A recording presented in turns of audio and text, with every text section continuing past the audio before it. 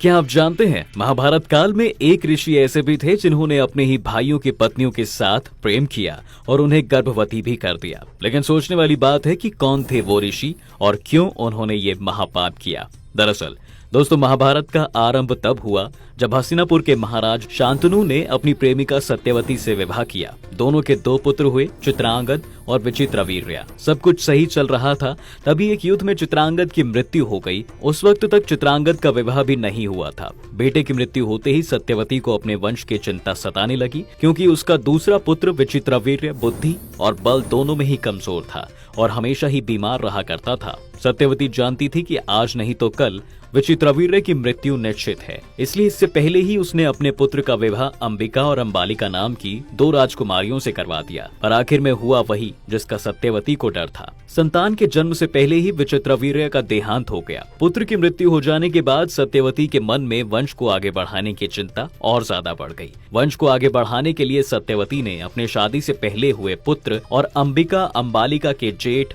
ऋषि वेदव्यास को हस्तिनापुर बुलाया। ऋषि वेदव्यास अपनी माँ की बात को टाल तो नहीं सके, लेकिन उन्होंने ये भी कह दिया कि अंबिका और अंबालिका उनके तेज को सह नहीं पाएंगी। लेकिन वंश की चिंता में सत्यवती ने दोनों बहुओं की चिंता को त्याग दिया। पहले उसने अंबिका को ऋषि वेदव्यास के समक्ष भेजा, लेकिन जैसे ही वेदव्यास ने कहा कि अंबिका उनके तेज के आगे भयभीत हो गई हैं और उन्होंने अपनी आंखें बंद कर ली हैं, फिर सत्यवती ने अंबालिका को वेदव्यास के कमरे में भेजा। अंबालिका भी उनके तेज को सह नहीं पाई और डर के मारे पीली पड़ गई। उसके बाद वेदव्यास ने बाहर आकर सत्यवती को बताया कि रानी अंबिका की आंखें बंद कर लेने की वजह से उनका जन्मने वाला पुत्र दृष्टिहीन पैदा होगा। वहीं रानी अंबालिका की पीले पड़ जाने के कारण उनका पुत्र अल्पायु होगा और हमेशा बीमार रहा करेगा। जिसके बाद सत्यवती ने बड़ी रानी अंबिका को फिर से वेदव्यास के समक्ष जाने को कहा, लेकिन अंबिका एक ही बार में उनके तेज से इतनी ज्यादा भयभीत हो गई थी कि दोबारा उनके सामने जाने की हिम्मत नहीं कर पाई। इसलिए उन्होंने अपनी जगह एक दासी को वेदव्यास के समक्ष भेज दिया, लेकिन दासी वेदव्यास के तेज के आगे बिना डरे गुजर गई। जिसके बाद वेदव्यास ने आकर बताया कि दासी का पुत्र अत्यंत बुद्धिमान होगा। 9 महीनों बाद जब बच्चों का जन्म हुआ तो रानी अंबिका ने एक अंधे पुत्र को जन्म दिया, जिसका नाम धृतराष्ट्र रखा गया।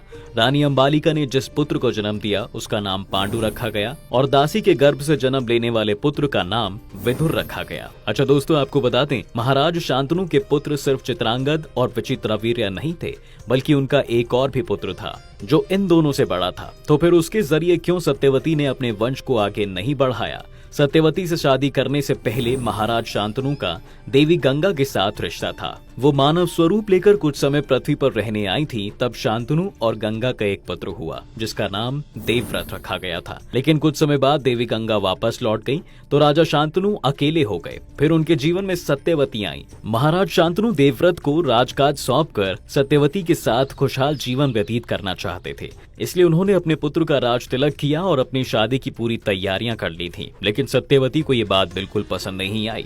उसने राजा शांतनु से कहा कि अगर उसके होने वाले पुत्र हस्तिनापुर के राजा नहीं बन सकते तो वो भी उनसे विवाह नहीं कर सकती, क्योंकि देवव्रत के राजा बनने के बाद उसके पुत्रों को हमेशा ही उसके आगे सिर झुकाकर रहना होगा। राजा शांतनु बड़ी ही दुविधा में पड़ गए। उन्हें समझ नहीं आ रहा था कि पुत्र का भविष्य चुने या फिर अपनी खुशियां। लेकिन जब उनके पुत्र देवव्रत को सत्यवती की शर्त का पता चला तो अपने पिता की खुशियों के लिए उसने समस्त राजपाट छोड़ने का निश्चय कर लिया था। देवव्रत ने प्रतिज्ञा ले ली थी कि वो हमेशा हस्तिनापुर के राज सिंहासन की रक्षा तो करेगा, लेकिन कभी भी राजगद्दी पर नहीं बैठेगा। साथ ही आजीवन ब्रह्मचारी का पालन करेगा, ताकि आगे उसकी संतानें भी राजगद्दी के लिए दावेदार ना बने। देवव्रत ने अपने इस वचन को अपने आखिरी सांस तक निभाया। अपने पिता की खुशियों के लिए सब कुछ त्याग देने वाले ये पुत्र कोई और नहीं बल्कि महाभारत के महायोद्धा पितामह भीष्म थे। जी हाँ दोस्तों, यही कारण था कि अपने वंश को आगे बढ़ाने के लिए सत्यवती ने भीष्म का नहीं बल्कि अपने पुत्र वेदव्यास का सहारा लिया।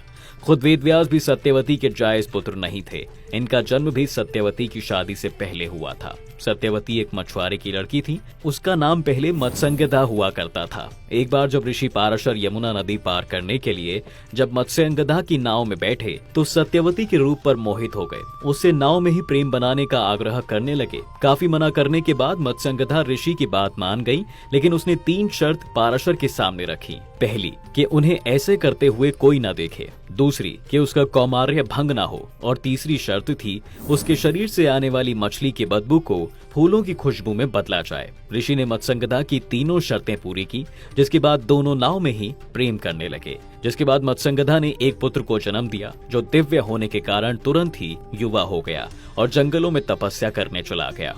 वो पुत्र कोई और नहीं, ऋषि वेदव्यास ही थे, जिन्होंने बाद में महाभारत की रचना भी की थी। आपको महाभारत से जुड़े ये प्रसंग कैसे लगे दोस्तों, हमें कमेंट्स में जरूर बताइए। वीडियो अच्छी लगी हो तो लाइक कीजिए, शेयर कीजिए। आगे और भी ऐसी वीडियोस देखने के लिए हमारे पेज को अभी फॉलो कीजिए।